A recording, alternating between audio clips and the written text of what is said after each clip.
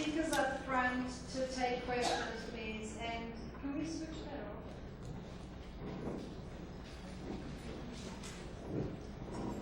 off? All right, hold on. All right, we'll take questions over there. You can use this.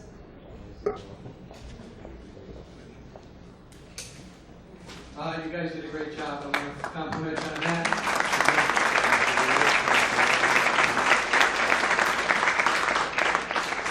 A lot of brain power in this room on this panel. Probably never be assembled again in our lifetime. But I had a question for Trevor Marshall.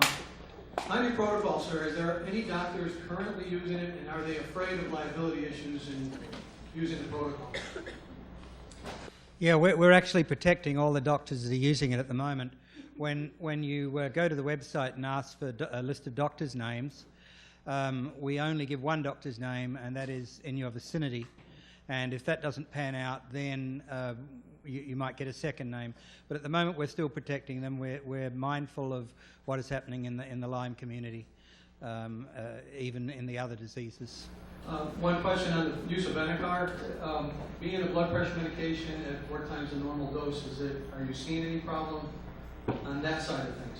We're not seeing any problems, and in fact, FDA were given safety data up to 320 milligrams and long-term safety data up to 80. So even though it's 4 times the normal dose, it has been very extensively tested at those doses. Well, no, it hasn't been very extensively tested at those doses. It has been tested at those doses. Thank you. I'd like to add my congratulations to this group. This is a wonderful conference, and I haven't been to one in many years. But Dr. Marshall, follow up with the Benicar question. If it's ordered in such large doses, have you seen that there are problems with, say, insurance companies paying for this large amount of Benicar? All big problems. Medco won't cover it, for example. It depends on the plan you're on. Medco is covering it for the United Auto Workers Union, but not for the Northwest Flight Attendants Union.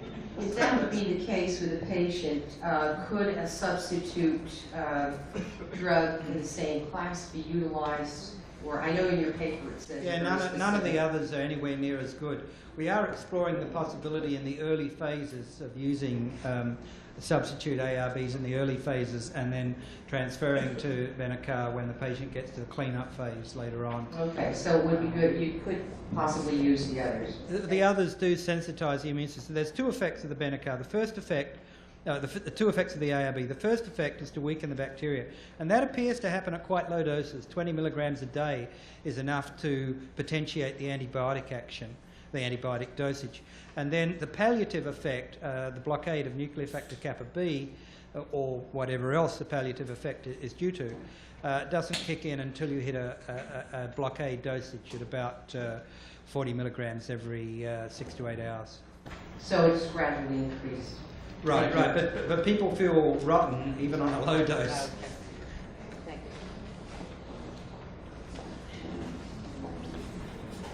you. Yeah, my question is to Dr. Fine specifically, but anybody else can respond too. It's dawning on me today when I see the scope of this, what's happening in the insurance companies' reactions and so on.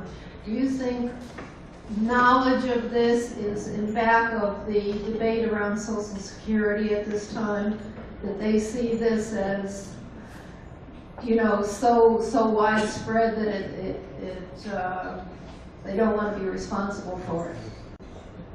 I have no idea. Garth, do you want to take that one? I'm sorry. I don't know if he wants to take that one. No, we don't want to take it. Is the issue of Social Security related to insurance companies not wanting to pay for chronic infections? Okay, we decline to answer. If you have Lyme disease, what would you say is the minimum amount of time that you should stay on antibiotics?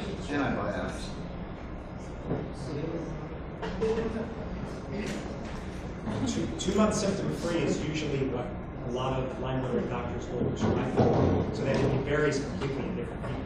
It's You wouldn't set a minimum or anything? I mean, normally for the chronic Lyme patients, it's at least 1 year. On the 1 average, year? it's at least 1 year. Okay, that's what I wanted to To get the hear. maximum benefit, and then probably the second year. All right, go ahead.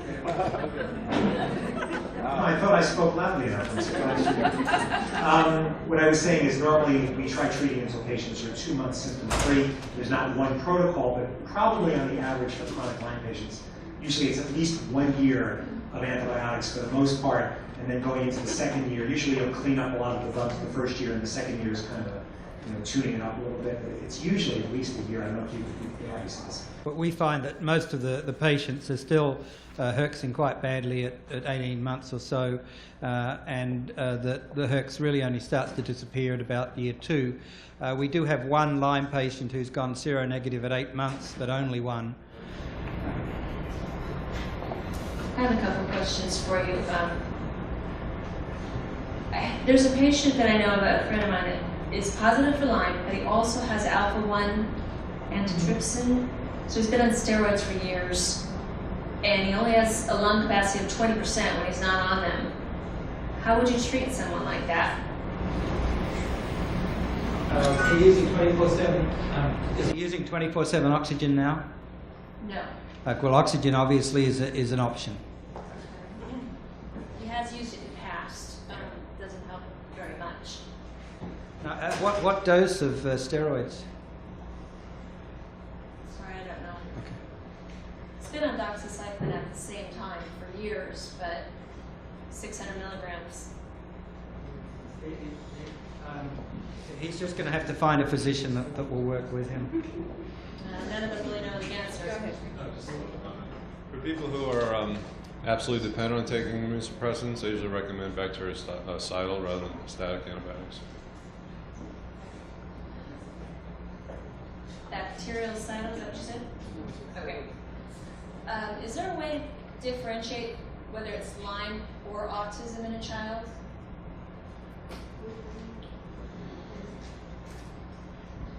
Probably just testing. I mean, they're completely different types of tests. I mean, one is a clinical laboratory test, and the other is a clinical test, usually done by a psychologist, a clinical psychologist.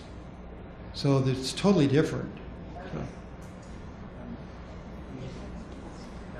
The only other issues with autism that need to be brought up, as I'm sure you may be aware, is just issues of environmental toxicity that are also coming up of mercury. They've shown trichloroethylene now showing up in a large percentage of patients, which causes also problems with brain function. So again, if you were to go to the CDC website and look up all these chemicals they found in the 2003 study, you'll find a lot of them cause tremendous problems with brain function. But I think there are a lot of researchers looking at the environmental aspect as well as Lyme and other things that are causing it.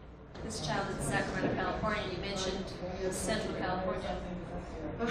All right. I also want to say that you can't even ask a question which says, how do you differentiate Lyme from X, Y, or Z? Lyme can trigger X, Y, or Z.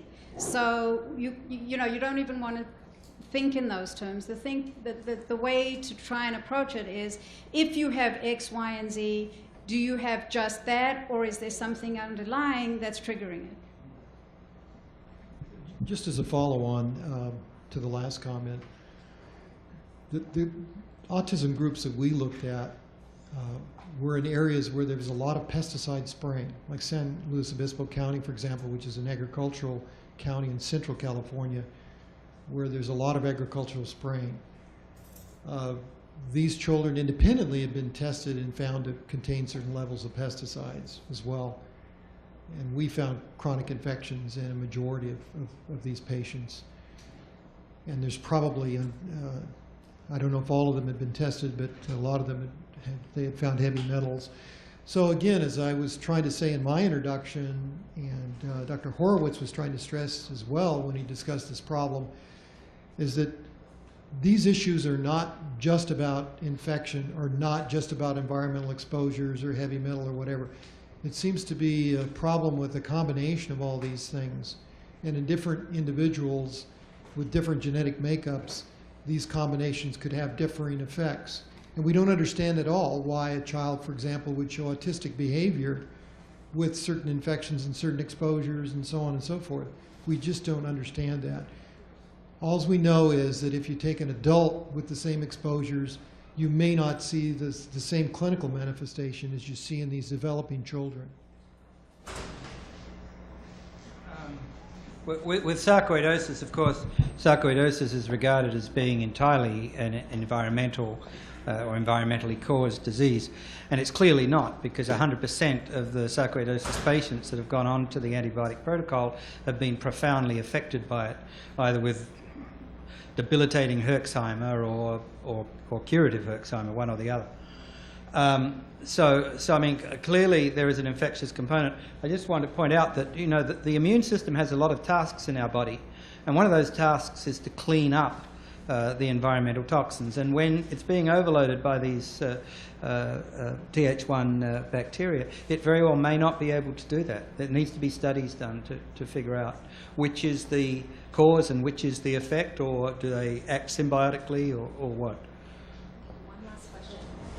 Does anybody have any opinion on the sodium chloride vitamin C therapy that is going around? No. No.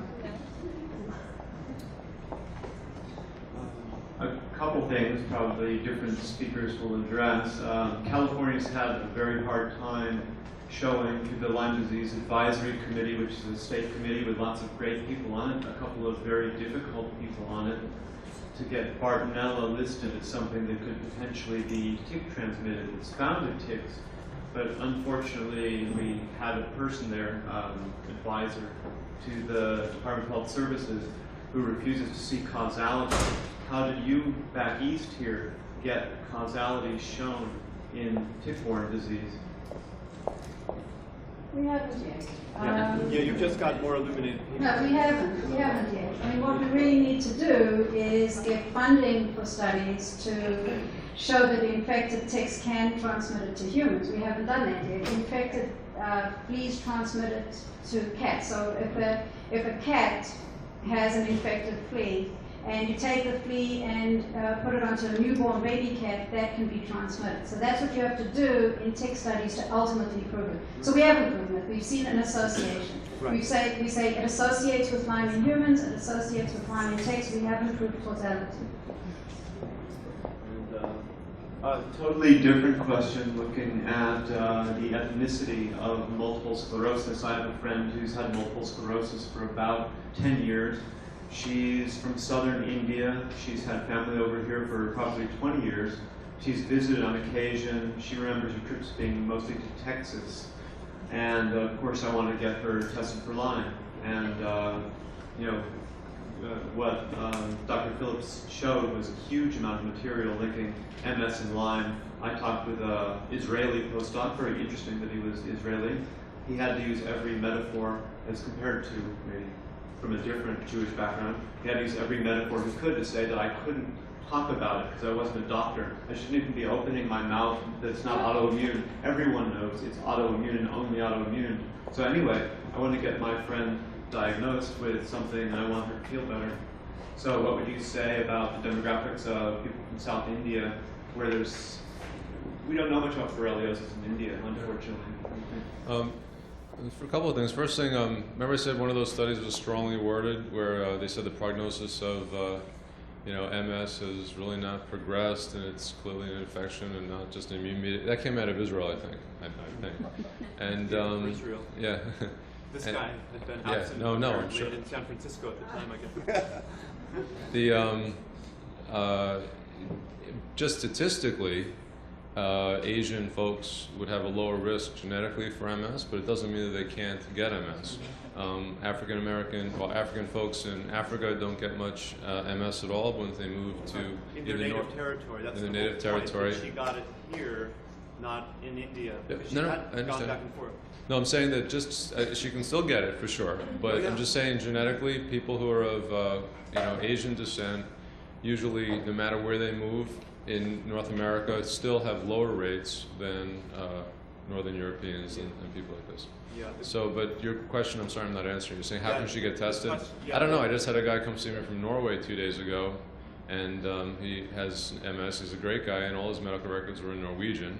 And it took me 3 hours, and it's very hard to do follow-up on patients who are from foreign countries. It's almost impossible. So I don't know anybody in India to refer to. Yeah, when tracking the, say, epidemiology around the world for Lyme disease, and where Lyme disease, or let's say borreliosis, is endemic, are you seeing countries where it just isn't shown? Like in her case, she's had so much contact that it's not going to be too difficult to convince her with the medical evidence. Like in amass enough papers, she'll go and get tested, she'll get the money to do it. She's living on SSI right now, so she has very little extra money. That's the real issue. She's English language is her first language, but for all these other people, you know, we're seeing in our neighborhoods lots and lots of Indians coming down with this, and not enough outreach in the Indian community, meaning South Asian. Likewise, in the East Asian community, it's not enough outreach in a really multi-ethnic melting pot. If you want just something summarized to present to her doctors, you can just contact my office, and they have some stuff, a summary of roughly 30 of the medical journal articles linking infections to MS and Lyme in particular. And then some of my written testimonies at various government hearings have around 70 references talking about all the different controversies of Lyme without MS. So about 100 references you can have. I was wondering if any of you is aware of any relationship between any of these diseases and Wegener syndrome.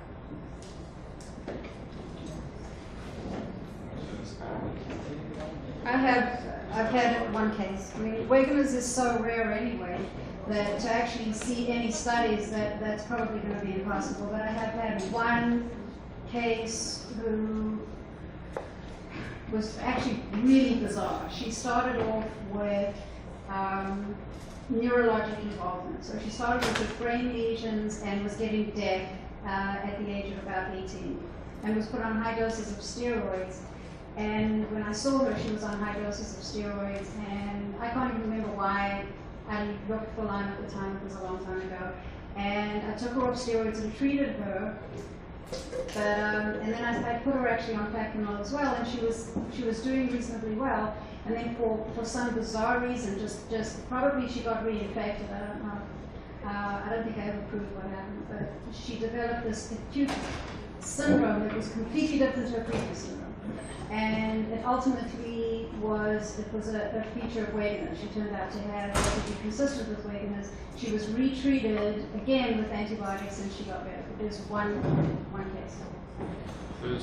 I believe there's one case reported in the medical literature of a patient who had a diagnosis of Wegener's in association with Lyme and didn't respond too well to antibiotics, and then they ended up giving immunosuppressive therapy, but they didn't give a very aggressive course at all of antibiotics. I've had a few patients have the ANCAs consistent with Wegener's, but didn't have very many Wegener signs at all, and those findings reversed with antibiotic therapy. And isn't Bactrim used for Wegener's sometimes, or am I incorrect? Yeah. But I mean, are they hypothesizing an infectious relationship? I mean, why are they using the Bactrim is my question. Yeah, but does anybody know why they're using Bactrim? I mean, you know what I'm saying? Bactrim's not immune suppressive. It wouldn't be used routinely by a rheumatologist. Yeah, I think I've got a feeling that some of the, or at least one of the people on marshallprotocol.com is Wegener's diagnosis.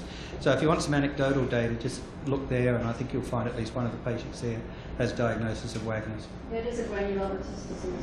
Well, I was, kind of little thoughts were going off in my mind, kind of between that and sarcoidosis. That things sounded similar, and again, one of my good friends was diagnosed with Wegener's, and I'm looking at her and looking at myself and looking at other people and going, oh, I don't know, it looks a lot like some of the other things I've seen. So, I kind of was pushing her to get tested for Lyme, and I'm wondering if I should. Really? All right, then I'll keep pushing. Good, thank you. Dr. Marshall, is there any age too young to go on the protocol? Oh, there's a problem with the ARBs, because the ARBs, being a hypertension medication, are typically not tested in kids for a pediatric indication. Benicar was supposed to have the initial testing done in March of this year. I haven't heard anything yet. So it may be available soon, but at the moment the kids are being put on Avapro, which is the only one which has been tested in a paediatric indication. That's really the main thing. There are issues with minocycline and colouring of the teeth, but with any of these diseases it's much easier to have a dental restoration done at some point than to worry about the effects of disease that might come about by keeping them away from the tetracyclines during the formative years. That by about age 11, that's no longer a major problem. After 8, yeah. And the other thing is, if somebody has osteopenia, would you still recommend this protocol to them? If somebody has what, sorry? Osteopenia? Osteopenia. It's up to the physician, the attending physician. I mean, certainly high levels of 1,2,5-D cause osteoclasts to become more active and cause the bone to be broken down, dissolve into the bloodstream, and sometimes deposit elsewhere in the tissues or the kidneys. So a physician would know the test to do to work that up. 1,2,5-D and 2,5-D calcium, all of the parathyroid hormone, the normal tests for osteopenia, and would figure out where the likely cause of the 1,2,5-D is coming from.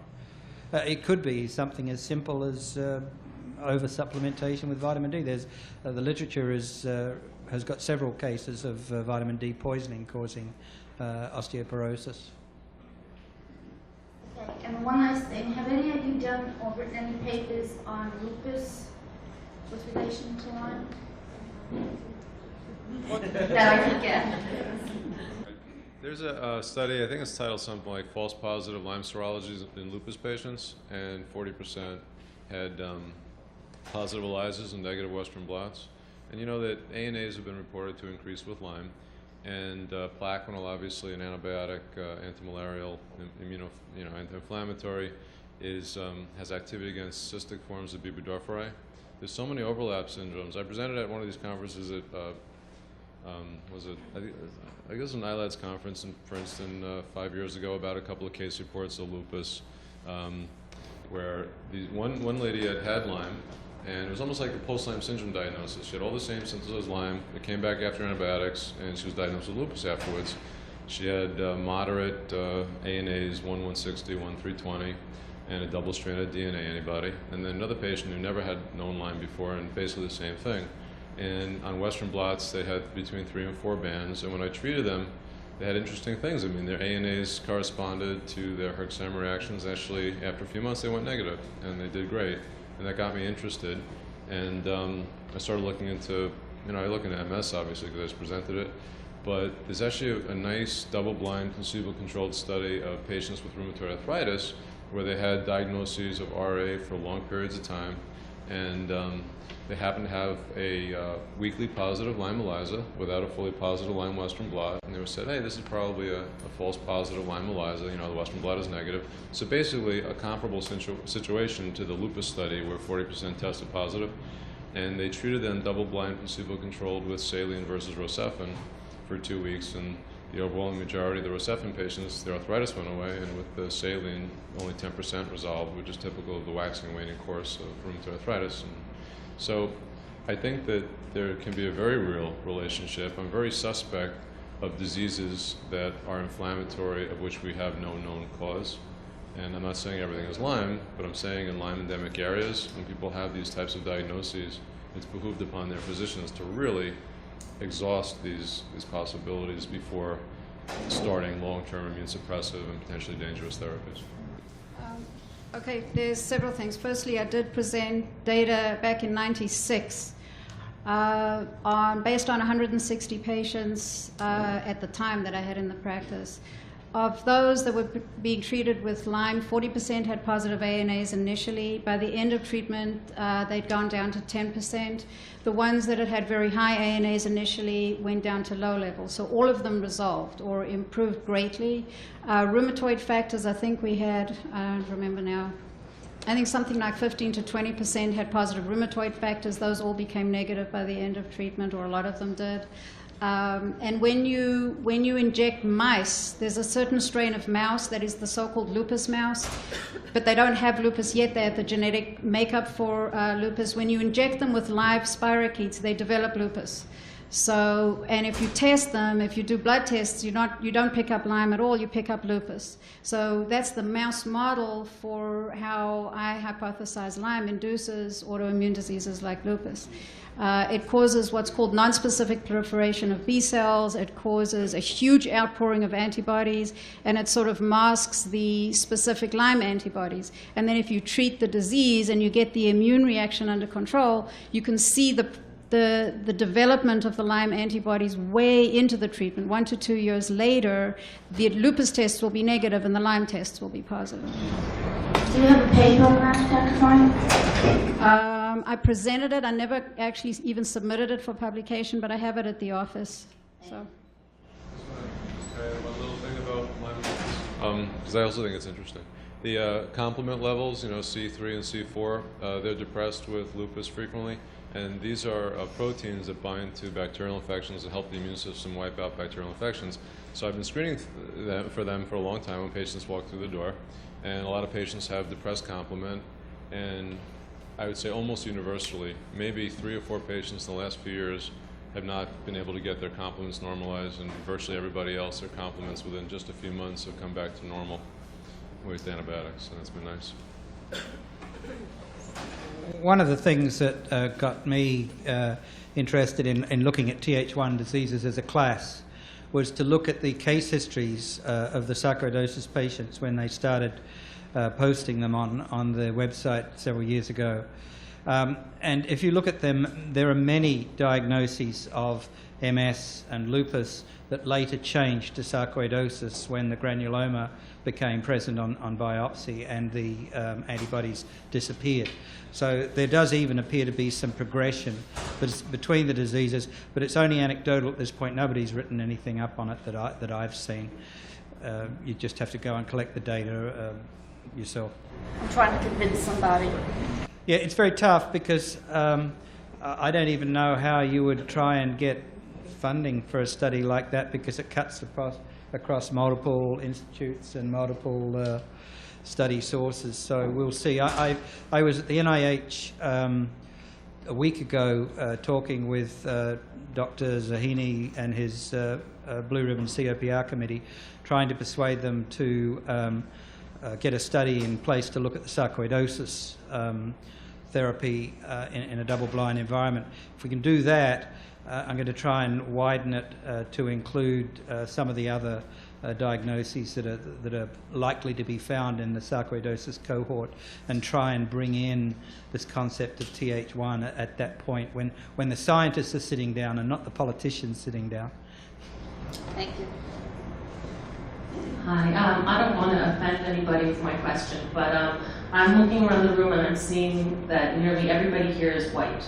And I'm wondering if there's any studies being done or any interest being shown in the fact that it's possible that we have a genetic predisposition, just as African Americans have a genetic predisposition to sickle cell disease, and if, like in Brian Fallon's study, what the ethnic breakdown was. Brian's study, I don't know. Can you talk to Brian's study? No. No, okay, right. I honestly can't remember, and probably as Steve says, I shouldn't anyway.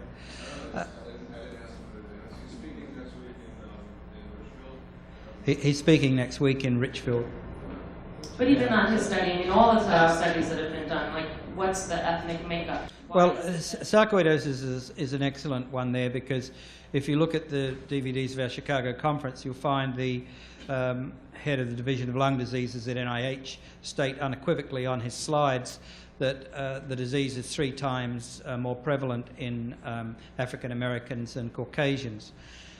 Even though his most recent study, the huge access study, found to the contrary, and found that there was only a slight bias in favour of African American prevalence, and that it was age related as well, and that if you broke down by age groups, the bias disappeared in some age groups. But it's very interesting because there are very few, at our Chicago conference, there were a few African Americans, but very few, maybe 2-3%. And it's something that has fascinated me as to why. Part of the reason is that they tend to rely very heavily upon their physicians for diagnoses, and physicians typically don't diagnose Lyme. Primary care physicians don't. You have to go for a second opinion. And certainly that's the case with sarcoidosis, although...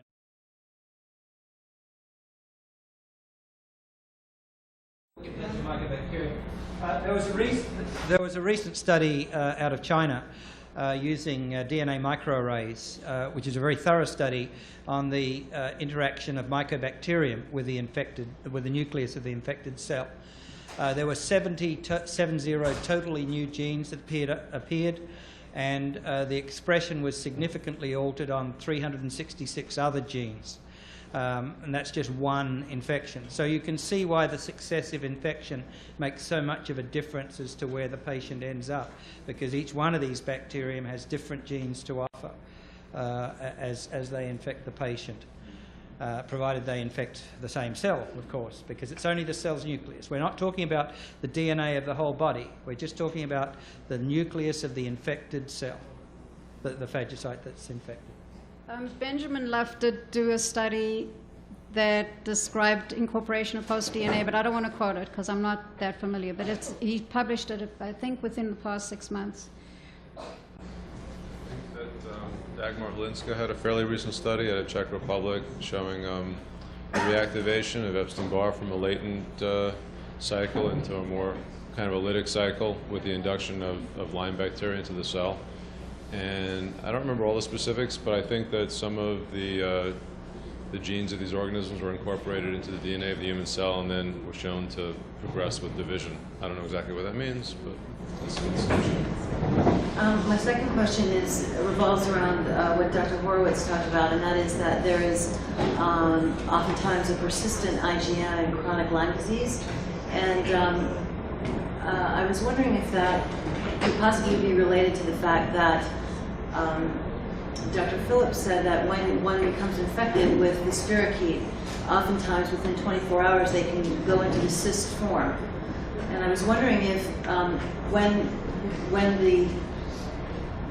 the things are in the cyst form, if they're undergoing some sort of outer surface protein change, so that when they come back out of the cyst form, that the body sees them as a new infection and therefore mounts a new IgM response.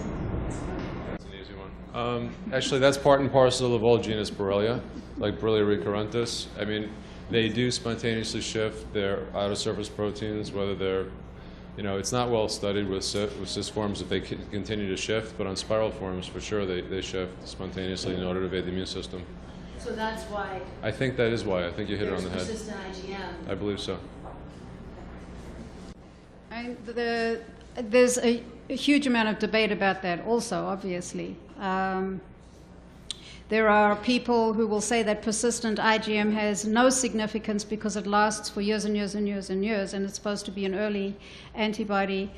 I'm still not absolutely certain I know what the persistence of IgM means, because I've got people in what would be called a clinical remission who still have IgM bands on a Western blot. So I'm not sure I don't think we understand it. You? Yeah. The study that I would be interested in is using dark field microscopy, such as Andy Wright showed us, because he finds that the visible forms of the pathogen in the blood, swimming in the blood, that he can induce, persist well into antibiotic therapy. We had one person who was doing that while she was on the MP, and even at 5 months she had bacteria actively swimming in the blood, although she'd been herxing very badly up to that point. I think we need a study to show at what stage is it pathogenic. Is it pathogenic inside the cells, as I believe, that it's really only mainly pathogenic inside the cells, except when it has the outer surface proteins, because it goes into the other forms, the other L forms. Because it's a big question mark. I mean, we just don't know. In fact, at this point, except for this room, I would suspect that if you went to the average physician, the only form that he'd even consider would be the spirochete form, the large one, the huge one, and not the tiny one. Just a quick addendum. There is some data published documenting persistent IgM reactivity as more of a marker with disease activity versus even IgG. So, yeah, so it's true. A lot of the doctors that have the other kind of viewpoint about Lyme disease have tried to disregard persistent IgM reactivity, but they also disregard persistent symptoms related to Lyme too. I mean, we can disregard whatever we choose to disregard if we really want to. You know.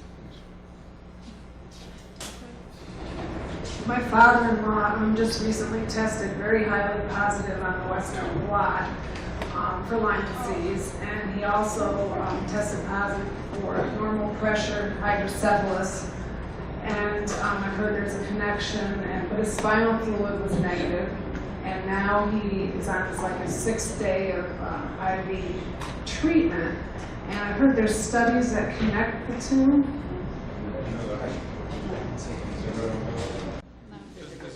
I just know of one study connecting the two, and I have an anecdote to share, but you know, anecdotes are good and they're bad, but this one's pretty extreme. I have a patient who patient came in and she's very nice, and she said, "Do you think you can help my grandfather?" I said, "What's going on with your grandfather?" He was really fully demented and completely incapacitated, you know, almost a vegetative state, and hasn't spoken in years. And they diagnosed him with Parkinson's, but they brought him in anyway just to take a look, and it really wasn't even consistent with Parkinson's, but it was highly consistent with normal pressure hydrocephalus. And sent him back to the neurologist to confirm that my assessment was correct. And he said, "Oh yeah, this is absolutely normal pressure hydrocephalus." But it turned out that nobody wanted to treat him because he was too far gone, because what are you going to treat him with anyway? But the reason that I bring this up is, in his history, he had an aspiration pneumonia, and they put him on Rocephin for the aspiration pneumonia, and he started talking. And they took him off, and before it all started, he had an erythema migrans about 4 months before. So there was a Lyme history before this started. That's why I'm bringing the story up. He then had an infected toe a couple years later, and they put him on IV antibiotics, and he started speaking again. There was agreement. The doctor said it was coincidence both times, but there was agreement though. There was so much brain damage that even if he were to come back, I mean, his life would be so poor. So the family did decide not to pursue the possibility of Lyme causing it. But his diagnosis was entirely consistent with normal pressure hydrocephalus. It did happen some months after a bullseye rash, and he did have 2 episodes where he began to talk. What about this inability to recover? Again, anecdotal data, but the sarcoidosis patients that are recovering and are recovered, many of them have very heavy fibrosis, which certainly affects the total lung capacity, but not the ability of the organism, the body, to function. The body itself has a marvelous way of working around restrictions, even what is called scarring. Folks, we have to exit this building in time for, I think, square dancing is next. Exit the room or the building? What I would ask is that these remaining 4 individuals speak to the doctors specifically, perhaps, if you could, and that way we can begin to close up. The other thing is, I'm going to ask if you have anything that you've left on the floor, please pick it up, inclusive of bottles. Finally, I just want to thank you again for being here. Thank you very, very much.